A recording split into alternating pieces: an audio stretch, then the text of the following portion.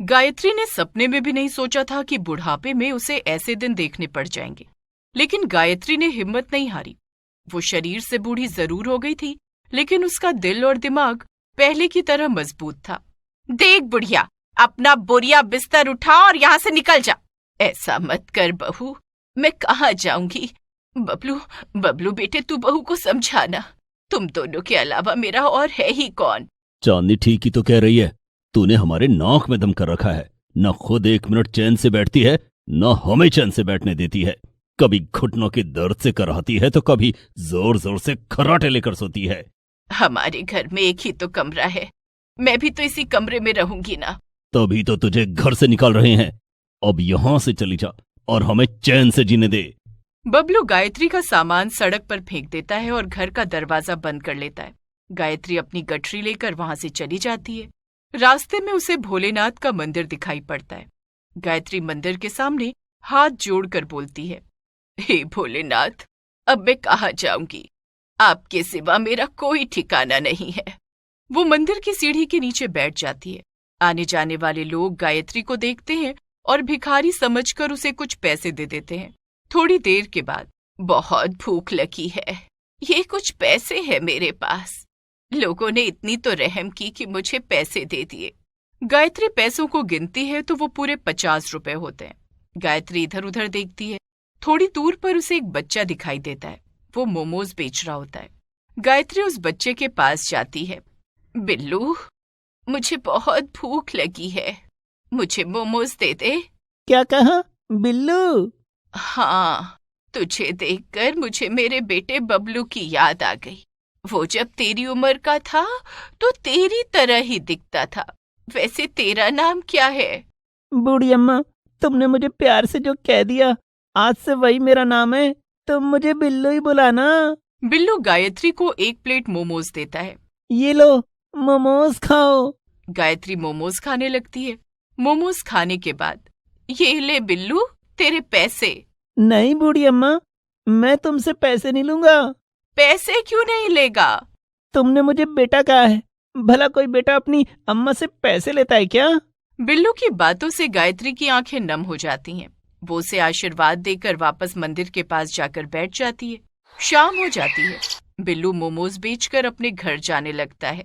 बूढ़ी अम्मा, तुम अब तक यहीं बैठी हो, अपने घर नहीं गई? कौन से घर? मेरा कोई घर नहीं है। गायत्री बिल्लू को सारी बात बताती है।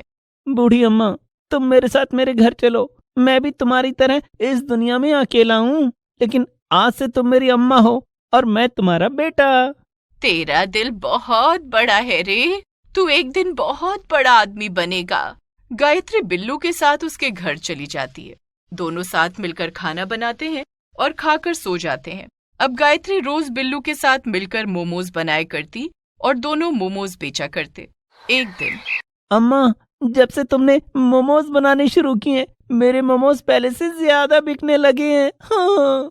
चल झूठा, मेरे मोमोज में ऐसी क्या खास बात है? सच कह रहा हूँ अम्मा, तुम्हारे आने से मेरे ग्राहक पहले से ज्यादा बढ़ गए हैं। ये बात सच भी थी। गायत्री के आने से बिल्लू के ठेले पर मोमोज खाने वालों की भीड़ बढ़ गई थी। उनकी आर्थिक स्थिति भी धीरे धीरे ठीक होने लगती है। एक दिन, बिल्लू बेटे, मैं तेरा नाम स्कूल में लिखवा देती हूँ, अब तू स्कूल जाया करना, मोमोज मैं बेच लूंगी। नहीं अम्मा, मैं सारे काम का बोझ तुम पर नहीं डाल सकता। तुम मेरी इतनी मदद कर रही हो, वही बहुत है। मुझ पर कोई बोझ नहीं पड़ेगा बिल्लू, आधे दिन की तो बात है। स्कूल से आने के बाद तू मेरी मदद कर दिया करना। ठीक है अम्मा। अब गायत्री बिल्लू का नाम स्कूल में लिखवा देती है।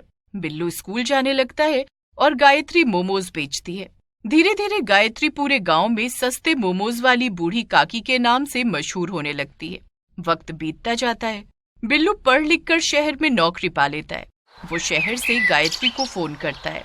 अम्मा, मैं कल गांव आ रहा हूँ तुम्हें लेने के लिए। मुझे लेने के लिए? हाँ अम्मा, अब हम दोनों शहर में रहेंगे। मैं पैसे कमाऊंगा और तुम आराम से रहना। अब तुम्हें मोमोज बेचने की कोई जरूरत नहीं है। दूसरे दिन बिल्लू गांव आता है और गायत्री को लेकर शहर चला जाता है। अब गायत्री बिल्लू के साथ शहर में रहने लगती है। बिल्लू रोज ऑफिस जाता और गायत्री घर पर रहती। कुछ दिन बीत जाने के बाद बिल्लू बेटे, तेरे ऑफिस जाने के बाद मेरा घर में मन नहीं लगता। मैं सोच रही हूँ घर के सामने ही मोमोज का ठेला लगा लूं। क्या माँ, अब तुम्हें ठेले पर मोमोज बेचने की क्या जरूरत है? तुमने इतनी मेहनत करके क्या मुझे इसी दिन के लिए पढ़ा है कि तुम इस उम्र में भी मोमोज बेचो? बिल्लू, काम करने में आखिर हरज ही क्या है? ये शरीर जब तक चले उसे चलाना चाहिए। ठीक है, मैं तुम्हारे लिए मोमोज की एक दुकान ही खोल देता हूँ, जिसमें कुछ कारीगर मोमोज बनाएंगे और तुम गल्ले पर बैठना। अब बिल्लू घर के पास गायत्री के लिए मोमोज की एक दुकान खोल देता है, जिसमें वो कुछ कारीगर रख देता है। वे सभी तरह तरह के मोमोज बनाते और गायत्री दुकान संभालती। इधर गायत्री के जाने के बाद बबलू और चांदनी बहुत गरीब हो जाते हैं। उनकी कोई संतान भी नहीं होती है। माँ के जाने के बाद मेरा काम छूट गया, किसी ने मुझे काम नहीं दिया। सुनिए जी, क्यों ना हम शहर चले? वहाँ आपको कोई ना कोई काम जरूर मिल जाएगा। मेरे पास तो शहर जाने के लिए भी पैसे नहीं है। वहां जाकर हम कहाँ रहेंगे और क्या खाएंगे? हम बस की छत पर बैठकर चले जाएंगे। रहने खाने के लिए कोई न कोई इंतजाम कर लेंगे। शहर बहुत बड़ा होता है, वहाँ आपको कोई भला आदमी काम पर जरूर रख लेगा। चांदनी के कहने पर बबलू शहर जाने के लिए तैयार हो जाता है। दोनों बस स्टैंड जाते हैं और बस की छत पर चढ़ने लगते हैं। तुम दोनों कहाँ जा रहे हो? टिकट कहाँ है तुम्हारा? मालिक, हम दोनों के पास तो खाने के पैसे नहीं है, हम टिकट कैसे लेंगे? हमें बस की छत पर बैठकर शहर जाने दो, वहां हम काम की तलाश में जा रहे हैं। कंडक्टर बबलू को गौर से देखता है। तुम तो गायत्री काकी के बेटे बबलू हो ना? हाँ, मैं वही हूँ। पहचान में नहीं आ रहे हो? तुम शहर जा रहे हो तो गायत्री काकी के पास चले जाना। क्या माँ शहर में रहती है? हाँ, अभी कुछ दिन पहले ही तो वो इसी बस में बैठकर शहर गई हैं। भाई साहब, क्या आप हमें माँ जी का पता बता सकते हैं? मुझे उनका पता तो नहीं मालूम, लेकिन ढूंढोगे तो मिल ही जाएंगी। तुम दोनों बस की छत पर जाकर बैठ जाओ, लेकिन आराम से बैठना। ठीक है साहब। बबलू और चांदनी बस की छत पर बैठ जाते हैं। बस चलना शुरू करती है और अगली सुबह दोनों शहर पहुंच जाते हैं। हम शहर तो आ गए, लेकिन यहाँ माँ जी को ढूंढेंगे कैसे? चांदनी, शहर में चलकर देखते हैं, माँ हमें आज नहीं तो कल मिल ही जाएगी। बबलू और चांदनी बस स्टैंड से निकलकर शहर की ओर जाते हैं। शहर में दुकानदार अपनी अपनी दुकानें खोल रहे होते हैं।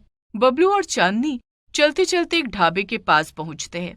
बबलू ढाबे के मालिक से कहता है, मालिक, हम काम की तलाश में गांव से शहर आए हैं, हमें कुछ काम मिल जाएगा क्या? अच्छा, क्या काम कर सकते हो?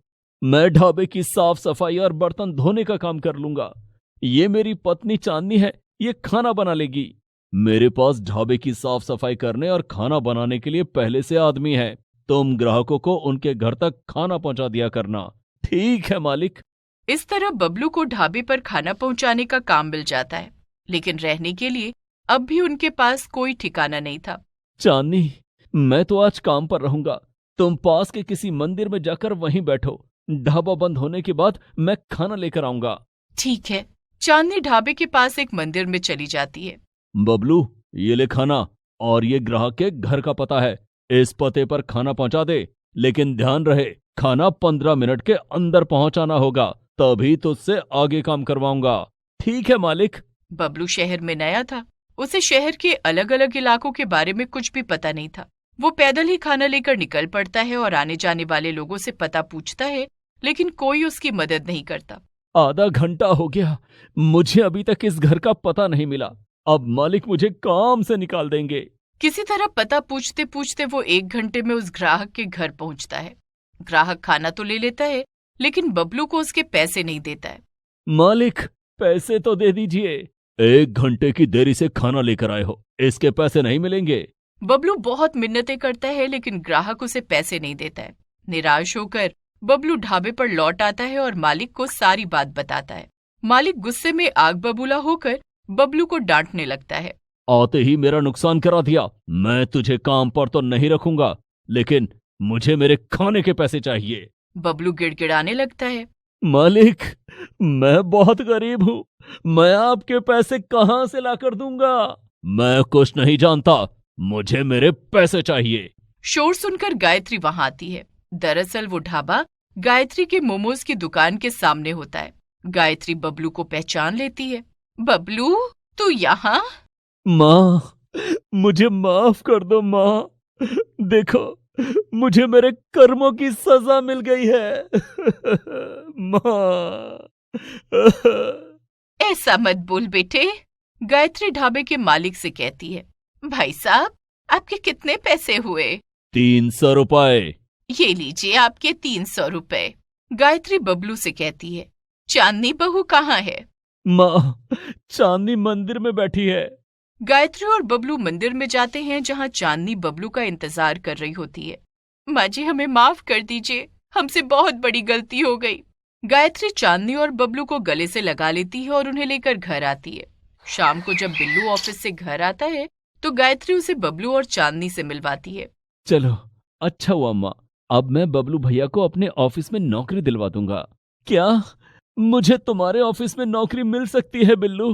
हाँ, लेकिन तनख्वाह कम मिलेगी। कोई बात नहीं, मैं कर लूंगा। दूसरे दिन बिल्लू बबलू को अपने ऑफिस में गार्ड की नौकरी दिलवा देता है। अब चारों साथ में रहने लगते हैं। Please subscribe this channel.